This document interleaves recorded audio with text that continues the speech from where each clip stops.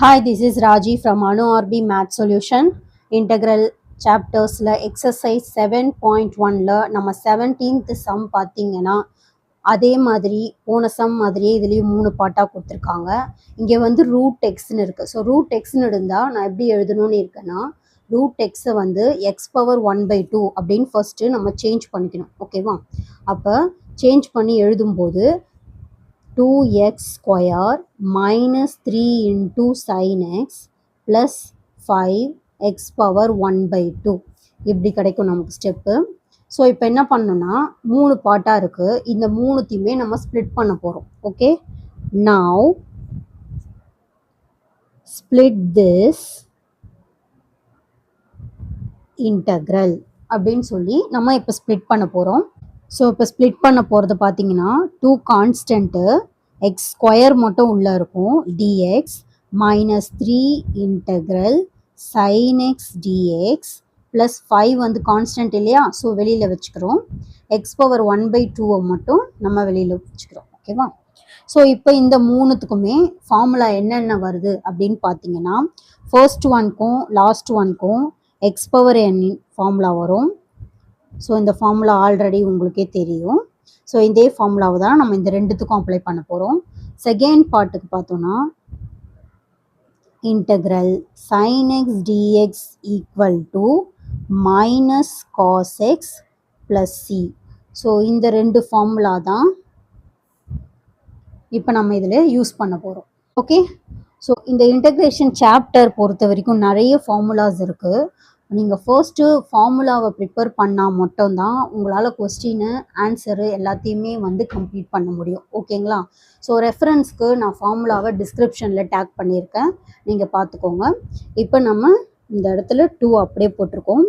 இங்கே X power n apply பண்ணோன்னா என்ன ஆகும்? X power 2 + 1 divided by 2 + 1. Next step minus 3 இருக்குது. சைன் எக்ஸை இன்டெகிரேட் பண்ணால் minus cos x plus 5. So இங்கே வந்து x power 1/2 + 1 divided by 1/2 plus 1 plus c. காமனாக நான் ஒரு சி மட்டும் போட்டிருக்கேன், ப்ளஸ் இன்ட்டு. ஓகேவா? ஸோ நெக்ஸ்ட் ஸ்டெப் வந்து என்ன ஆகும்னா 2 + 1 3 இல்லையா, இந்த 2 இங்கே அப்படியே இருக்கும். எக்ஸ் பவர் 3 டிவைடட் பை 3 மைனஸும் மைனஸும் என்ன ஆகுது? ப்ளஸ் ஆகிடுது. அப்போ 3 காஸ் எக்ஸ் ப்ளஸ் 5. இங்கே நம்ம எல்சிஎம் எடுப்போம், சரியா? 2 + 1 3, சாரி 2 × 1 2, 2 + 1 3. ஸோ 3/2 வரும். எக்ஸ் பவர் 3/2 டிவைடட் பை 3/2 இப்படி வரும். ஸோ நெக்ஸ்ட் ஸ்டெப்பில் என்ன பண்ணணும்? இங்கே ஒரு ஃப்ராக்ஷனாக இருக்குது இல்லையா, டினாமினேட்டர். நமக்கு டினாமினேட்டர் ஃப்ராக்ஷனில் நிற்கக்கூடாது. ஸோ நம்ம இதை மேலே எடுத்துகிட்டு போவோம். அப்போ என்ன ஆகும்? மல்டிப்பிளாக மாறும். மல்டிப்பிளாக மாறும்போது அந்த டேர்ம் வந்து ரெசிப்ரோக்கலாக நம்ம எழுத போகிறோம். So next step 2 × x³/3 plus 3 × cos x plus 5. 3/2 என்ன ஆகுதுன்னா மேலே போகும்போது மல்டிப்பிளில் மாறுச்சுன்னா ரெசிப்ரோக்கலாக மாறிடும். ஸோ நான் ரெசிப்ரோக்கலில் மாற்றி எழுதியிருக்கேன், ப்ளஸ் சி. ஸோ நெக்ஸ்ட் ஸ்டெப்பில் இந்த 5ஐயும் 2ஐயும் இன்ட்டு பண்ணி போட போகிறோம். 2 × x³/3 plus 3 × cos x plus 5 2s are என்ன? 10.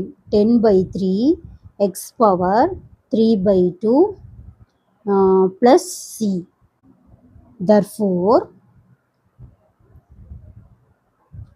Answer integral 2x square minus 3 sin x plus 5 root x. இது வந்து நமக்கு கொஷினில் கொடுத்தது. ஓகேங்களா? இப்போ நம்ம இந்த ஆன்சர் எடுத்து எழுத போகிறோம். Equal to 2/3 x³ plus 3 cos x plus 10/3 x power 3/2 plus c. So this is the final answer.